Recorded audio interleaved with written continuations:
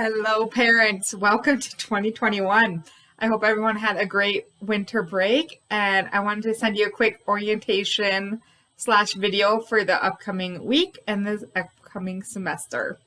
So let's get started. There's a lot of content, so I'm going to kind of talk fast. I'm going to kind of skim over what is written, but go back and read it if you want more information. I will let you know what is review versus what is new for those new to our class versus those that are familiar. So first of all, I want to do a quick recap on our Google Classroom. I tried to clean it up a little bit, our old Google Classroom, and it turned to disaster. So I'm just starting fresh. New Google Classroom, I'll be sure to go in and make sure everyone's in the classroom before tomorrow. So Stream, this is where we're going to have any parent announcements. Classwork, this is where you go for all of your activities that we do asynchronously. So every day there'll be 4 or 5 new slides, activities to do, similar to how we ended last semester. So there's always a daily activity, reading, math, and then the last one will rotate between science and social studies. Right now we're going to finish traveling, but another content area. So the link to get to all of our live classes will be the one in the banner. So be sure to use that. If it's not working, refresh the page. Sometimes it does update throughout the day. So yeah, Stream is any announcements. That's just on the homepage. Classwork is where you're going to go for our activities. And then the Google Meet link is in the banner. We have our asynchronous assignments. This is what's going to be in the classwork. It's recommended that you start at the top and you work your way down. Up to you, whatever works best for your family. But it's usually like the easy daily activities we'll have first. We'll have reading in the morning, math, and then the last subject of the day. So I recommend starting at the top, work your way down. Every day there'll be new assignments and everything needs to be completed by the end of the week. If you have any issues or concerns with that, let me know. But yeah, kind of break down what each of those areas will look like. So there's always daily activities for this. This is the same for parents that were with me last semester. The daily check-in, there's just a quick Google form question. Dare, drop everything and read for 15 minutes. That could be anything that interests your child. So a book you have at home. You can do anything on Kids. I also post in Google Classroom some Bitmoji reading storybooks. So yeah, read for 15 minutes. We're doing our journal. So a journal could be any notebook that you have. If you did get the primary journal, well, let me make myself big. If you have the primary journal from the district, this works great. Otherwise, just any kind of notebook work. So lines, bonus points if it has a place to draw a picture, but lines for sure. And then they can always just draw a picture on the other side. So it'll be one day we'll be writing. The next day we'll be drawing a picture based on your writing. We always have a joke of the day just to have fun. Calendar will be our interactive calendar. Every month will be a different activities, but the content changes daily on it. And then SEL, social emotional learning, we'll be doing that again. It'll just be like a quick 5 to 10 minute video. And then some talking points for our first graders to talk at home with whatever the content was. So that's our daily activities. Reading activities, I try to always start with an intro video of just a short video of me kind of explaining what we're doing and reading that day. We'll be doing a combination. I'll have recorded lessons in there. There'll be songs, curriculum websites using benchmarks or Kids. Sometimes you'll read it. Sometimes on Kids, sometimes I'll have them record it. Sometimes we'll do a running record or a flight check, as it's called in Kids. If it is a flight check, we'll be doing that independently, but I will let you know. Benchmarks, handwriting, I'm working on getting something put together. I'm hoping to get workbooks or something to work on handwriting this semester. And then writer's workshop we'll also be doing. So math, we'll be doing recorded lessons either with myself or with Ms. Flam is another first grade e-learning teacher. And we kind of take turns and we share recorded videos that we make for our classes. And then we'll also be doing the iReady activities online and the iReady My Learning Path. So that's kind of our math activities. And then social studies, science, travel, kind of all the other subjects put together. Right now we'll finish our travel unit, and then the next few weeks we'll rotate between continents and some other activities. So social studies, science, and STEAM or STEM activities. So this semester, last semester is kind of crazy with turning in assignments everywhere. We streamlined it, so either websites will automatically track how students are doing. So for example, benchmarks, you just click the green check and it will save it. Raz Kids is also you read the story and it's recorded, so I can listen to it that way. But anytime there is a paper assignment or the math workbook, I'm going to have each student will have a slideshow, a Google slide for each week. So every week you'll have something new. Let me flip over and I'll kind of show you. Still a work in progress, but so for each slide, it'll be like Monday, this is your journal. Monday's reading, Monday's handwriting. I'll put in more details on what each one will have, but then within this slideshow, you should be able to quickly go through and be like, oh, we're missing this assignment. Let's finish it before the end of the week.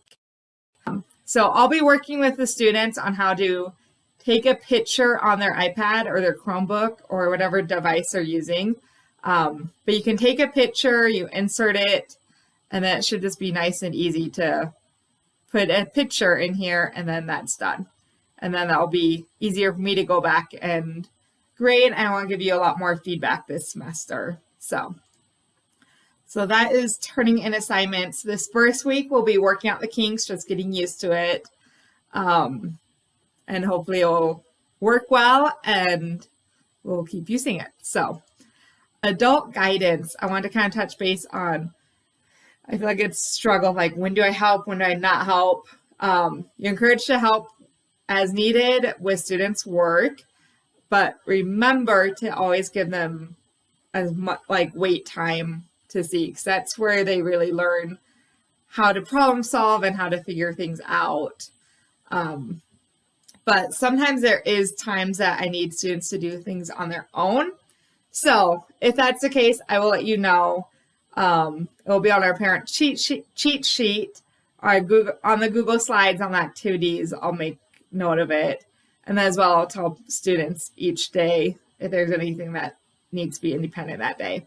So some examples though, if you ever see a flight check on Raz Kids, that's independent. Math quizzes, spelling tests, and the iReady progress monitoring or benchmarks assessments. So I'll be sure to let you know if there is something that students need to do independently. Otherwise, try to let them do as much as they can on their own, but it's hard with each student. That's different levels, but be sure to always give them wait time with it. My contact info, please communicate any concerns, frustrations, questions you have throughout this semester. Last semester, I had some parents reach out, which was fantastic, and let me know, hey, this assignment's taking way too long, or this is too easy, or different things like that. So let me know. That's kind of the hardest part for me being an e-learning teacher, is knowing how students are doing at home. So I'm open to feedback and love hearing how students are succeeding and struggling at home. But remember, if you give feedback, I might do it, I might not. We have 26 students and about 60 adults. But I do love getting feedback and knowing what's working and what is a struggle. So ways to contact me, phone number, you can feel free to text me. You can call too. Most of the time I'm on calls with students, so I won't answer. Where text is always safe. You can always email. I'll have office hours, or you can always schedule an appointment. I'm usually available every morning between 6 and 8:30. and then afternoon periodically until the time changes, and it'll be 7 to 8:30. But anyway, so my contact info, go ahead and save all of it. And yeah, so this is kind of where we would normally start off our week updates. We have our schedule, which I sent out earlier this weekend. So we have our weekly schedule. Go ahead and click on here and you'll see it. Our parent cheat sheet, that's tough to say. Basically, this is what it looks like if you're new. So I'll have kind of what we're doing every day and how I'll be grading it or how to turn it in or what to do with it. So for example, Monday we'll have our daily activities. Here's what we're doing. Here's how to turn it in. For reading and writing, this is what we'll be doing. This is how to turn it in. Math, etc. And then holidays around the world. And then for the whole week. So yeah, if you want to print this out, you can. Otherwise, just look on the computer. Occasionally, I will have to update it throughout the week if we are progressing faster or slower. But anyway, so that is what our parent cheat sheet is. And the assignments to print are in the email that you saw this video from. So yeah, I included all the assignments. They are posted on Google Classroom, but if you would like to print them all for the whole week, you can do that from our email. Our parent contact list, last semester we had some parents wanting to arrange play dates or other times to get together with friends in the class. So this is completely optional, but if you want to put in your contact information and reach out to other parents. And then the bottom, this week we are doing music for our specials. And remember, music is in the morning, not the afternoon, which kind of threw our whole schedule for a loop, which will happen about once a month. Every fourth week will be music. So anyways, supplies for this week, kind of always students should have paper, pencil, a whiteboard, dry erase marker. For math, though, we are going to start learning about teen numbers. So students will need 20 counters of something.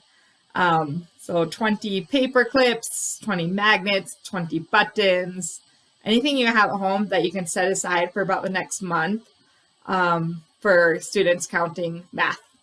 So at least 20 counters, and then have them bring it to math group and anytime we're doing math and when they're doing their math assignments. Class rules.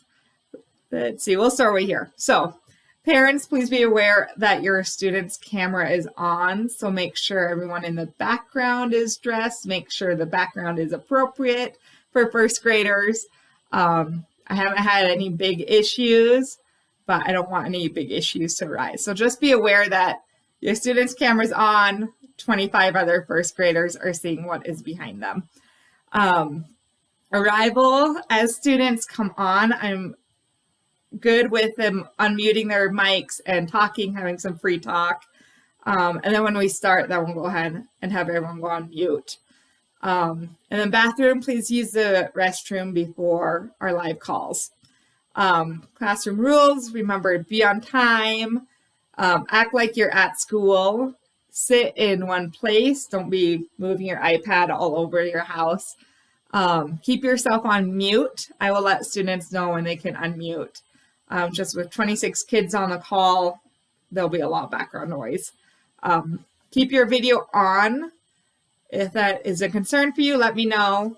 But yeah, keep yourself mute, keep your video on, raise your hand to talk, listen to the directions, no eating in class. That was kind of becoming an issue last semester. But most importantly, have fun and do your best. So that is our classroom rules. For setting an alarm, time expectations. So you have the schedule. Be sure to set an alarm, whether it's on your phone or a watch or the microwave. Set some kind of alarm or timer so you remember when students need to be on. And then as you're working on the asynchronous assignments, remember that I want to keep most assignments should be taking 10 to 30 minutes. And that's basically for each slide in Google Classroom. So remember that some like daily activities has 6 slides, so it might take up to an hour to complete it. A lot of them are really quick though. The joke and the daily check-in are 30 seconds. So, but keep that in mind, if you are spending more time than 10, 30 minutes on an activity on a specific slide, let me know. So then we can adjust or see what we can do to help you out. Yeah, so that is that curriculum overview. I'll let you kind of read over this. This is basically just some of the websites and platforms we might be using. And then technology help. If you do have any basic technology things, Shayla is one of our one of our parents in our class. Her daughter's in our class. So if you have any questions about Clever or DCSD logins or Google Classroom and things aren't working, she said she would be able to help out, try to problem solve some of the basic things. Otherwise, here's a contact info for the DCSD parent tech support. So anyways, that was our wrap up for orientation. I hope you enjoyed. If you have any questions, again, please let me know. I'm available text, email. Yeah, and it's going to be a great semester, and I look forward to seeing everyone tomorrow morning at 8:45. Bye.